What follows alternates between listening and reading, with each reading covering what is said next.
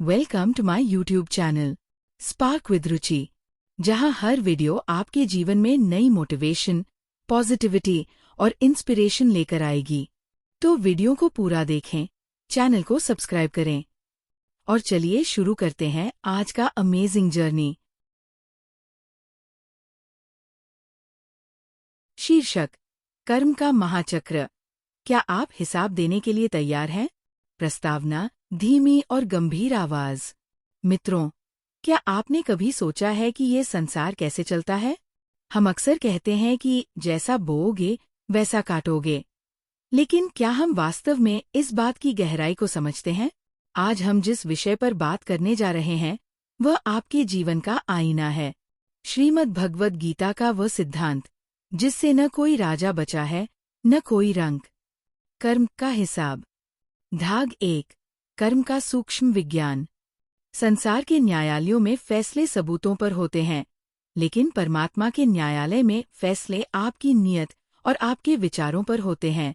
कर्म केवल वह नहीं है जो आपने किया, कर्म वह भी है जो आपने सोचा।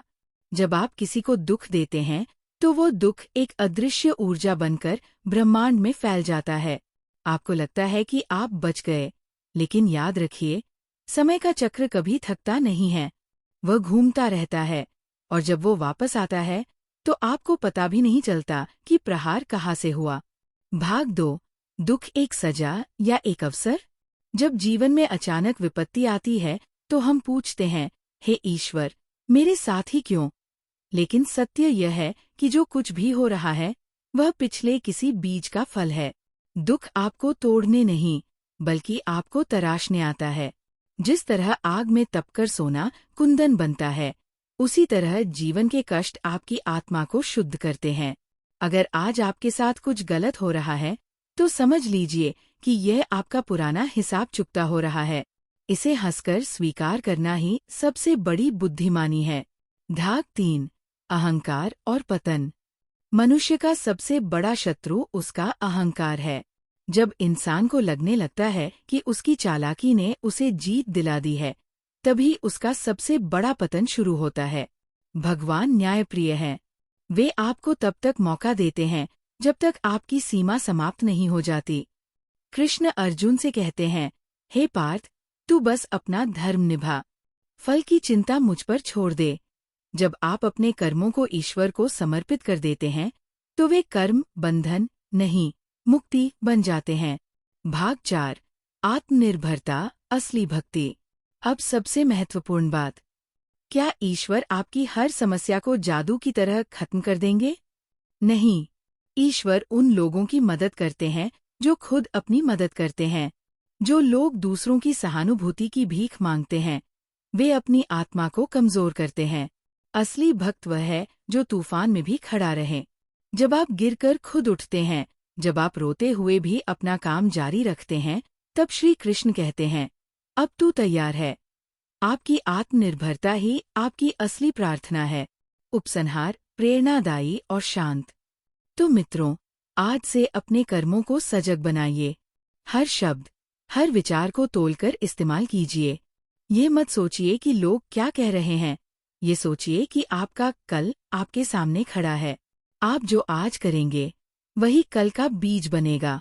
जीवन का अंत एक दिन निश्चित है, लेकिन आप अपने कर्मों से अमर हो सकते हैं। उठिए, अपने आत्मबल को पहचानिए। आप केवल ये नश्वर शरीर नहीं, आप एक अमर आत्मा है। अपने जीवन की डोर ईश्वर के हाथों में दीजिए और खुद कर्म के पथ पर निर्भय होकर आगे बढ़िए। जय श्री राधे कृष्ण। इस वीडियो का निष्कर्ष ये है कि कर्म का सिद्धांत ब्रह्मांड का सबसे निष्पक्ष और सटीक न्याय विधान है, जिससे कोई भी जीव अछूता नहीं है।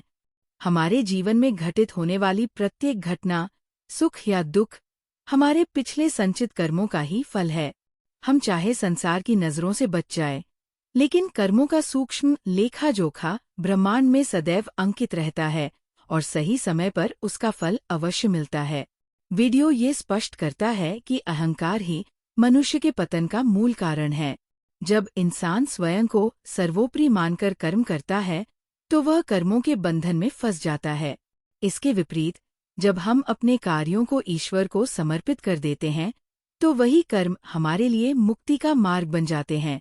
दुख को सजा मानने के बजाय इसे एक शिक्षक के रूप में देखना चाहिए, जो हमें अधिक परिपक्व और सजग बनाता है। सबसे महत्वपूर्ण सीख ये है कि सच्ची भक्ति ईश्वर पर आश्रित होना नहीं, बल्कि आत्मनिर्भर बनना है। जो व्यक्ति संकटों से भागने के बजाय साहस के साथ अपना कर्तव्य निभाता है, उसी के साथ श्री कृष्ण खड़े होते हैं।